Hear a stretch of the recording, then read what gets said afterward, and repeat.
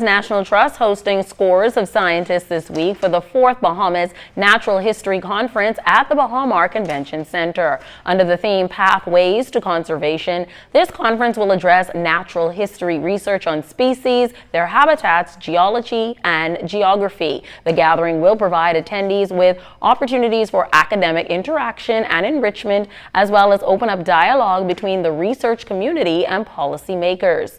In his remarks at Monday night's opening ceremony, Minister of the Environment and Housing, the Honorable Ramal Ferreira, stressed its significance by noting how we won't have a society if the environment is destroyed.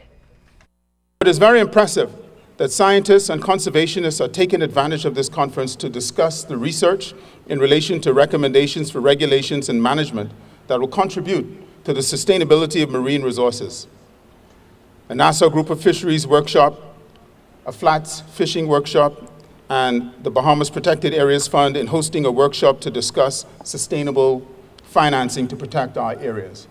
Within my capacity, I want to ensure you that myself, my ministry, we're actually here to help. We're here to do all within our power to ensure the continued success of the Bahamas National Trust and, of course, the important work that you do. This scientific gathering is being held in conjunction with the Bonefish and Tarpon Trust and the Bahamas Resort. Presidents of both organizations, Jim McDuffie and Graham Davis, on why they've chosen to invest in this initiative.